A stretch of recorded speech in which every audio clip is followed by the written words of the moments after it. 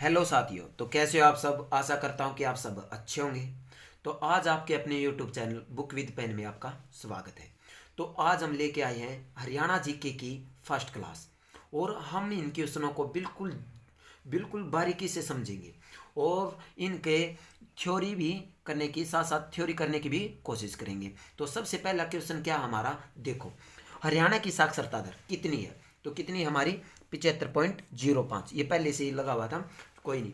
तो 75.05, ठीक है। तो हरियाणा की साक्षरता दर कितनी है, 75.05। और भारत की साक्षरता दर कितनी है, भारत की साक्षरता दर, साक्षरता दर कितनी है, 74.04%, ठीक है। और भारत में सबसे ज्यादा साक्षरता दर वाला राज्य कौन सा है, राज्य सबसे ज्यादा, सबसे ज्यादा साक्षरता दर वाला राज्य कौन सा है, कौन सा, देखो केरल। सब ये क्या कहेंगे, केरल, लेकिन नहीं। पहले पहले तो क्या था, केरल, लेकिन अब जो नया राज्य है, नया राज्य कौन सा बना है, वो कौन सा बना है, मिजोरम। कौन सा बना है, मिजोरम, मिजोरम। ये करंट अफेयर में आ सकता है क्वेश्चन, मिजोरम। और सबसे सबसे कम साक्षरता दर वाला जिला राज्य कौन सा है, सबसे कम साक्षरता दर, साक्षरता दर वाला राज्य तो कौन सा है, वो है बिहार, बिहार। और मिजोरम की साक्षरता दर कितनी है, 98.2%, ठीक है।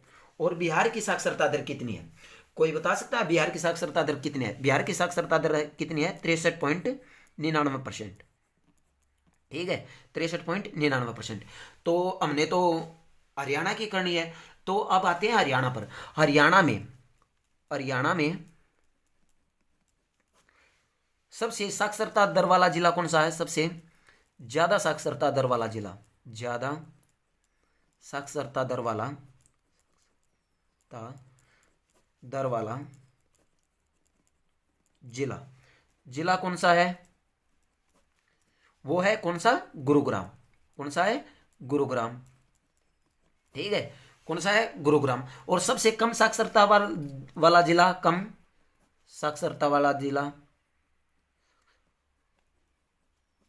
दर वाला जिला कौन सा है, मेवात। कोई बता सकता है इनकी साक्षरता दर कितनी है, गुरुग्राम की साक्षरता दर कितनी है और मेवात की साक्षरता दर कितनी है, बता सकता है कोई, तो मैं बताता हूं।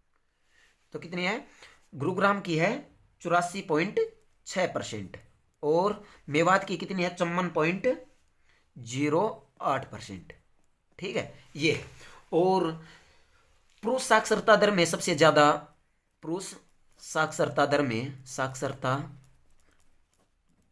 दर में कौन सा जिला है, कौन सा सबसे ज्यादा सा जिला है, कौन सा जिला वो है रेवाड़ी, ध्यान रखना, रेवाड़ी, ठीक है। गुरुग्राम नहीं है, कभी गुरुग्राम लगा दो। तो कौन सा है, रेवाड़ी। तो अब देखो, अब अच्छा, महिला, महिला साक्षरता दर में, साक्षरता दर में कौन सा जिला है सबसे ज्यादा, तो वो कौन सा है, गुरुग्राम। वो कौन सा है, गुरुग्राम, गुरुग्राम,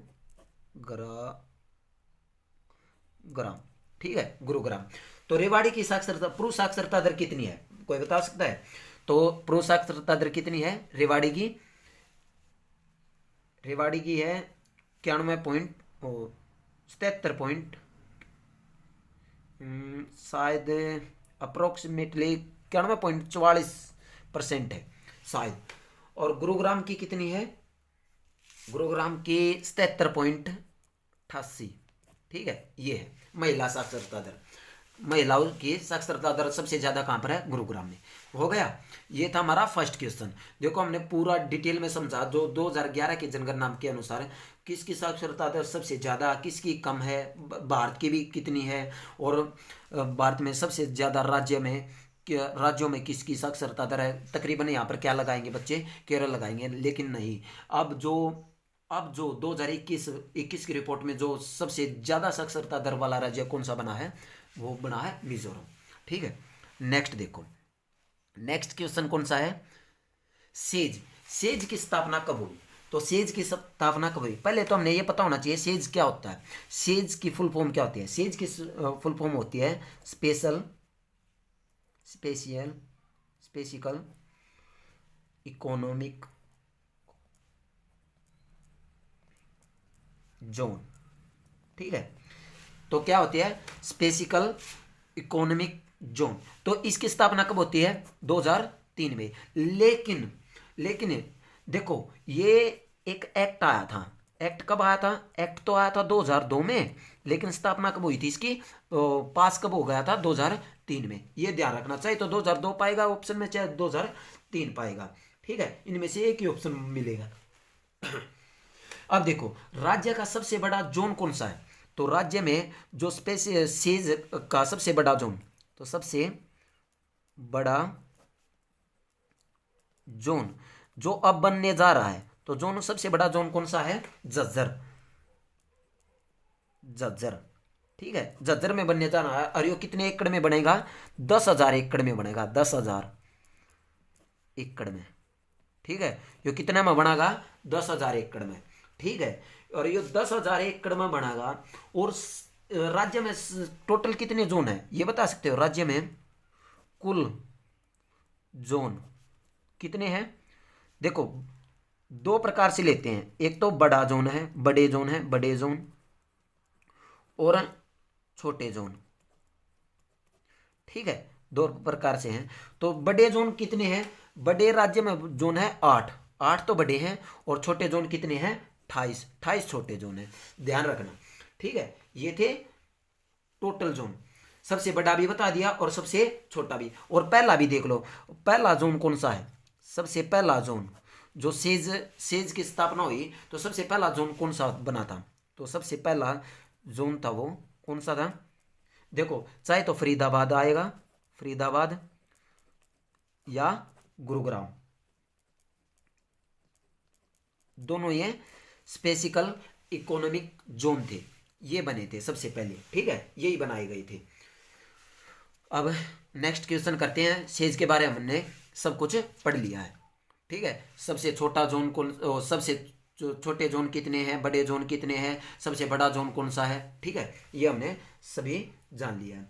अब नेक्स्ट क्वेश्चन देखो, भारत का पहला अनाज एटीएम कहाँ खोला गया, भारत का पहला अनाज एटीएम कहाँ खोला गया, देखो बहुत अच्छे क्वेश्चन है, देखते हैं। तो ये कहाँ खोला गया था, ये खोला गया था गुरुग्राम में। तो ये कहाँ पर खोला गया था, गुरुग्राम में। तो गुरुग्राम में खोला गया था, इसके बारे में और कुछ जान लेते हैं थोड़ा बहुत। आजाद भारत के पहले कृषि मंत्री बता सकते हो कोई, आजाद भारत के पहले कृषि मंत्री कौन थे, बता सकते हैं। देखो 1947 में आजाद हुआ था हमारा देश, तो पहले कृषि मंत्री कौन थे, रफी अहमद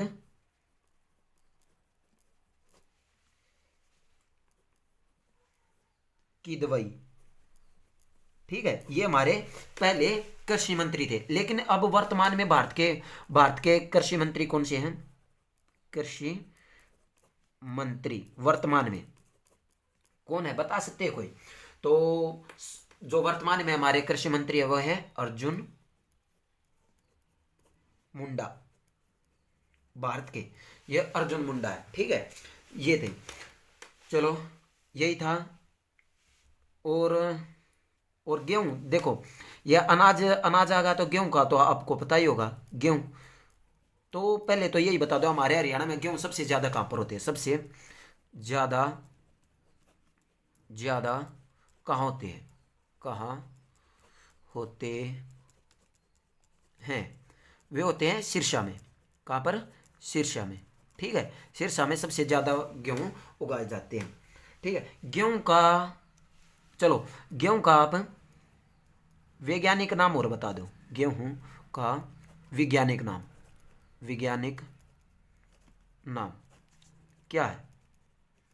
वैज्ञानिक नाम क्या है गेहूं का? गेहूं का कोई वैज्ञानिक नाम बता सकता है? उसका नाम होता है ट्रीटिकम, ट्रीटिकम एस्टिकम। गेहूं का वैज्ञानिक नाम है ये, ठीक है। ट्रीटिकम और या ट्रीटिकम एस्टिकम गेहूं का वैज्ञानिक नाम है ये, ठीक है। चलो अब नेक्स्ट क्वेश्चन करते हैं, ठीक है। देखो ये रही, हरियाणा में सबसे बड़ी चीनी मिल कौन सी है? तो हरियाणा में ये पूछा है सबसे बड़ी चीनी मिल कौन सी है और ये कहाँ पर लगी है, ठीक है, ये बताना है। तो ये सबसे बड़ी चीनी मिल कौन सी है? यमुनानगर। ये इस चीनी मिल का नाम बता सकते हो? वो है सरस्वती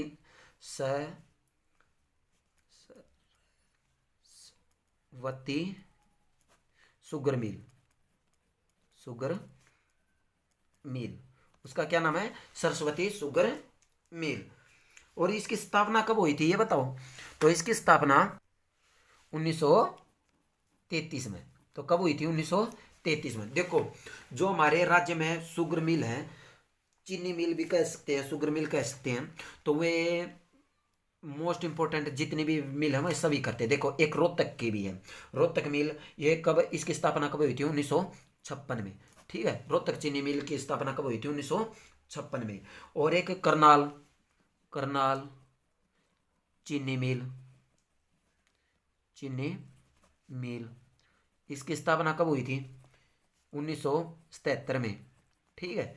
इसकी स्थापना 1977 में। शाहबाद, शाहबाद चीनी मिल, मिल, इसकी स्थापना कब हुई थी? ये शाहबाद के यूके में होता है, के यूके मतलब कुरुक्षेत्र में, ठीक है, कुरुक्षेत्र में 1984, 85 में, ठीक है। नेक्स्ट मैम, मैम भी चीनी मिल है एक, चीनी मिल, उसकी स्थापना कब हुई थी? उसकी 1991 में, ठीक है। तो 1991 में। और कोई सी रहेगी? पानीपत, हाँ एक पानीपत चीनी मिल भी थी। तो पानीपत चीनी मिल की स्थापना, चलो चलो इसका आप कमेंट करके शायद, हाँ चीनी, देखो ये रोहतक की और पानीपत की ये दोनों एक ही उसमें हुई थी, एक ही सन में हुई थी इनकी दोनों की स्थापना 1956 में, पानीपत की भी और रोहतक की भी, ये ध्यान रखना, ठीक है। पानीपत और रोहतक दोनों की एक ही सन में स्थापना हुई थी 1956। नेक्स्ट देखो, नेक्स्ट क्या है? अगला क्वेश्चन है, सुअर में कुल कितने गुणसूत्र पाए जाते हैं? सुअर में, देखो ये एनिमल हस्बेंड्री के क्वेश्चन है, 2-4 क्वेश्चन। ये एनिमल हस्बेंड्री के बहुत इंपॉर्टेंट क्वेश्चन है, क्योंकि बहुत बार ये हरियाणा पुलिस का पेपर हुआ था, एक बार 2018 में हरियाणा पुलिस का पेपर हुआ था और उसमें 18 से 20 क्वेश्चन एनिमल हस्बेंड्री के थे, ठीक है। तो पहले से हम तैयारी करके चलते हैं। तो सुअर में कितने गुणसूत्र होते हैं? तो ये 34 होते हैं, 38 होते हैं, 40 होते हैं या 52 होते हैं? तो कितने होते हैं? 38। तो सुअर में कितने गुणसूत्र होते हैं? 38। चलो सुअर, इसके बारे में जानते हैं। सुअर के मांस को क्या कहते हैं? सुअर के मांस को क्या कहते हैं? कहते हैं, ठीक है, बताओ सुअर के मांस को क्या कहते हैं? और सुअर प्रजनन केंद्र कहां पर है? सुअर प्रजनन केंद्र कहां पर है? देखो सुअर प्रजनन केंद्र है हिसार में। और सुअर के मांस को क्या कहते हैं? पोरक, पोरक, ठीक है।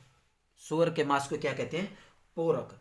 और जो सुअर का मतलब जो मादा सुअर होता है, मादा सुअर, उसका गर्भकाल कितना होता है? गर्भकाल, ये आते हैं क्वेश्चन, गर्भकाल।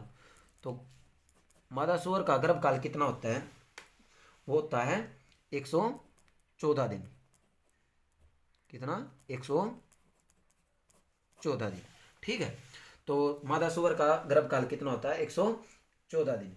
प्रजनन केंद्र भी बता दिया। और इस प्रकार से, हाँ, सबसे ज्यादा सुअर कहां पर पाए जाते हैं? सबसे, हरियाणा में सबसे ज्यादा सुअर कहां पर पाए जाते हैं? सबसे ज्यादा सुअर। देखो वैसे तो सबसे ज़्यादा सुअर मैं और वर्ल्ड बात करें तो चीन में पाए जाते हैं, चीन में। लेकिन हरियाणा में सबसे ज़्यादा सुअर कहाँ पर पाए जाते हैं? सोनीपत में, सोनीपत में।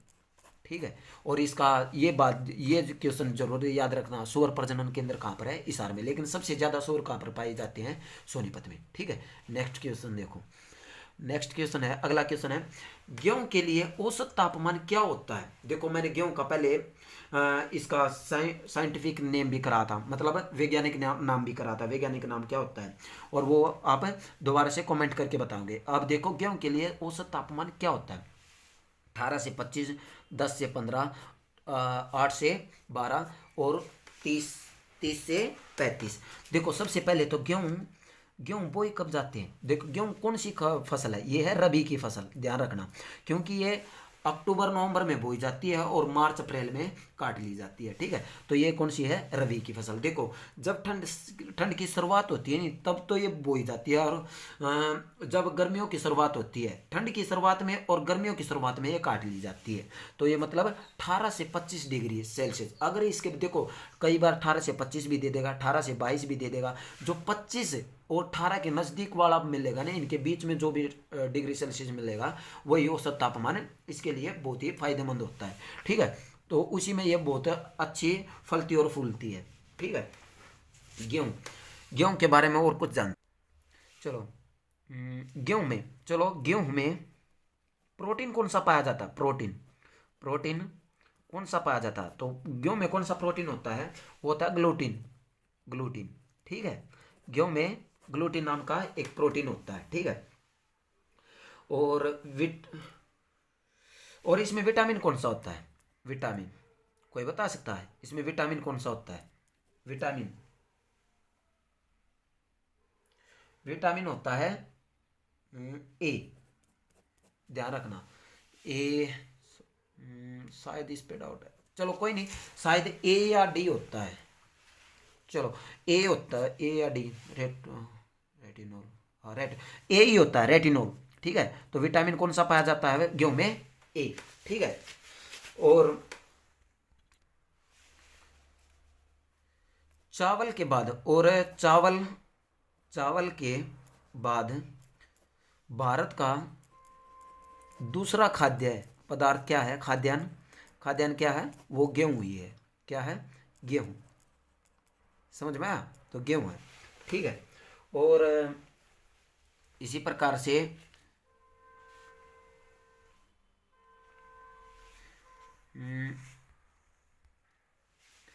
ये मैंने बता ही दिया था कि गेहूं सबसे ज़्यादा कहाँ पर होते हैं? गेहूं सबसे ज़्यादा कहाँ पर पाए जाते हैं? सिरसा में। ठीक है। और भी लिख सकते हो आप, जैसे कि आलू सबसे ज़्यादा कहाँ पर पाया जाता है? आलू कहाँ पर उगाया जाता है? कुरुक्षेत्र में, सबसे ज़्यादा कुरुक्षेत्र में। ठीक है। और आम के लिए कौन सा जिला प्रसिद्ध है? तो वो कौन सा है? अम्बाला। ठीक है। और चावल के लिए करनाल, सबसे ज़्यादा करनाल में उगाए जाते हैं। और कॉटन सिटी किसे बोला जाता है? कॉटन सिटी बता सकते हो? कॉटन सिटी ये बहुत एक बार पेपर में भी आया था, पलवल को। ठीक है। कॉटन सिटी पलवल को। ठीक है। और मक्का के लिए सबसे ज़्यादा अम्बाड़ा, मक्का भी अम्बाड़ा में होता है। और ज्वार के लिए रोहतक फेमस है। ये जो इम्पोर्टेंट क्वेश्चन है ना, ये इम्पोर्टेंट मैं बातें लिखवा रहा है, ये बिल्कुल अगर आप नोट्स साथ नोट्स बना ले तो और बेटर है, और नहीं तो इसको बार बार इस वीडियो को रिवाइज करो। ठीक है। नेक्स्ट देखो, ये हरियाणा में वीर्य बैंक कहाँ पर है? कहाँ पर स्थित है ये बताना है। तो हरियाणा में वीर्य बैंक कहाँ पर स्थित है? तो ये कहाँ पर स्थित है? नारनौल महेंद्रगढ़। ठीक है। महेंद्रगढ़ में स्थित है। लेकिन एक और बात ध्यान रखना, एक बार क्वेश्चन आया था 8 कटड़ियों का, जो 8 कटड़ी होती हैं, जो कटड़ियों का क्लोन तैयार किया गया था, उनका क्लोन तैयार किया गया था, वो कहाँ पर किया गया था? क्लोन तैयार किया गया था, वो कहाँ पर किया गया था? वो किया गया था हिसार में। और ये जब हिसार में जब ये क्लोन तैयार किया गया तो उस उत्कृष्टता केंद्र को उसमें क्या मिला था? एक पुरस्कार मिला था। वो पुरस्कार कौन सा था? वो पुरस्कार था नाना देशमुख पुरस्कार। नाना देशमुख पुरस्कार। पुरस्कार पुरस्कार ठीक है। तो वो कौन सा पुरस्कार था? नाना देशमुख पुरस्कार। ठीक है, ये बात ध्यान रखना। चलो नेक्स्ट क्वेश्चन है, इसमें देखो गाय का गर्भकाल कितने दिनों का होता है? देखो एक बार सभी लिख ही लो, ठीक है, सब का लिखो। देखो गाय का भी मैंने ये पीछे सुअर का भी करा था। गाय का गर्भकाल कितना होता है? 280 दिन। और सुअर का कितना होता है? सुअर का मादा सुअर का गर्भकाल, ठीक है, गर्भकाल कितना होता है? 114 दिन, ठीक है। और भैंस का कितना होता है? भैंस का गर्भकाल, ठीक है, वो कितना होता है? 310 दिन। तो कितना होता है भैंस का? 310 दिन। और घोड़ी का, सभी का लिखो, घोड़ी का गर्भकाल। तो घोड़ी का गर्भकाल कितना होता है? 340 दिन, ठीक है, डेज। और कुतिया का गर्भकाल 63 दिन, ठीक है। और भेड़ का गर्भकाल, देखो भेड़ का गर्भकाल कितना होता है? 145 दिन भी ले लेते हैं, 150 दिन है, इसके हिसाब से 145 से 150 दिन मान लेते हैं, ठीक है। और बकरी का गर्भकाल कितना होता है? वो होता है 155 दिन, ठीक है। ये सभी के गर्भकाल हो गए। इनमें से बहुत इंपॉर्टेंट क्वेश्चन है, ये इंपॉर्टेंट मोस्ट इंपॉर्टेंट क्वेश्चन है। इनमें से एक ना एक आपको देखने को मिल जाएगा। यहाँ पर गाय का पूछ रखा तो कहीं पर भैंस का पूछ लेंगे, घोड़े का पूछ लेंगे, अच्छा ऊँट का भी पूछ सकते हैं। चलो ऊँट का भी लिख लो। ऊँट का गर्भकाल कितना होता है? ऊँट का गर्भकाल होता है 410 दिन, ठीक है। ये सबसे ज़्यादा होता है, ध्यान रखना, 410 दिन। देखो यहाँ से कैसे याद करोगे? जो भैंस का नहीं, भैंस का 310 दिन, लेकिन इसका 100 और बता दो तो ऊँट का कितना हो जाएगा? 410 दिन, ठीक है। नेक्स्ट देखो, अगला है राष्ट्रीय दुग्ध दिवस कब मनाया जाता है? ये देखो राष्ट्रीय दुग्ध दिवस कब मनाया जाता है? ये मनाया जाता है 26 नवंबर को, ठीक है। ये कब मनाया जाता है? 26 नवंबर को, ठीक है। तो इसके बारे में चलो, राष्ट्रीय, ये तो बता दिया आपने, राष्ट्रीय पोषण संस्थान बताओ कहाँ पर है? संस्थान कहाँ पर है? भारत का राष्ट्रीय पोषण संस्थान कहाँ पर है? वो ध्यान से ये आया हुआ क्वेश्चन है, लखनऊ में, ठीक है। पीवाई के क्वेश्चन है लखनऊ में। और केंद्रीय चावल संस्थान बताओ, चावल संस्थान कहाँ पर है? ये है कटक में, ठीक है। और चलो यही बहुत है। नेक्स्ट देखो, भारत में भेड़ों की नस्ल कितनी है? देखो भेड़ों की नस्ल कितनी है ये बतानी है। भारत में कुल भेड़ों की नस्ल कितनी है? वे कितनी है? 26। तो कितनी है? 26। तो ये आ गया 26। और अब सबसे ज़्यादा भेड़ कहाँ पर पाई जाती है? चलो यही बताओ। सबसे ज़्यादा हरियाणा में बताना है, सबसे ज़्यादा भेड़। तो सबसे ज़्यादा भेड़ कहाँ पर पाई जाती है? वे पाई जाती है भिवानी में, ठीक है। और दूसरे नंबर पर सिरसा में, ठीक है, दूसरे नंबर पर सिरसा में। भेड़ का वैज्ञानिक नाम और बताओ, भेड़ का वैज्ञानिक नाम क्या है? तो भेड़ का वैज्ञानिक नाम क्या है?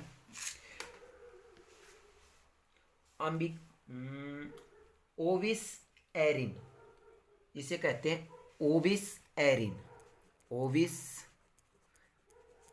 एरिन। कैसे आएगा? हाँ, एरिन, ठीक है, ये ओविस एरिन। तो भेड़ का वैज्ञानिक नाम क्या है? ओविस एरिन। और इसकी उम्र बताओ, मतलब ये कितने साल तक जीतती है। ये गर्भकाल तो मैंने बता दिया था, भेड़ का गर्भकाल, ठीक है। भेड़ का गर्भकाल कितना होता है, दोबारा फिर लगा देते हैं। गर्भकाल, ठीक है, वो कितना होता है, 145 दिन, ठीक है। और भेड़ की मतलब ये कितने साल तक जीतती है, मतलब इनका जीवन काल, हाँ जीवन काल कितना होता है, जीवन काल, जीवन काल होता है इनका 20 से 22 वर्ष, ठीक है। इतनी जिंदा रहती है, ठीक है, 20 से 22 वर्ष ये होता है। और देखो मैंने बिल्कुल सभी क्वेश्चन डाउट क्लियर कर दिए हैं, और बिल्कुल गहराई से और बिल्कुल थ्योरी के हिसाब से हमने सभी क्वेश्चन किए हैं। और फिर भी आपको कोई वीडियो में कहीं भी पर भी डाउट है तो आप कमेंट करके बता सकते हैं, या कहीं पर भी कुछ भी समझ में नहीं आया हो तो, और वीडियो में जो भी कमी आई हो तो आप कमेंट करके ज़रूर बताएं, ठीक है। और अगर वीडियो अच्छी लगी हो तो ज़्यादा से ज़्यादा वीडियो को शेयर करें और कमेंट करें, और चैनल को सब्सक्राइब करना न भूलें। तो धन्यवाद।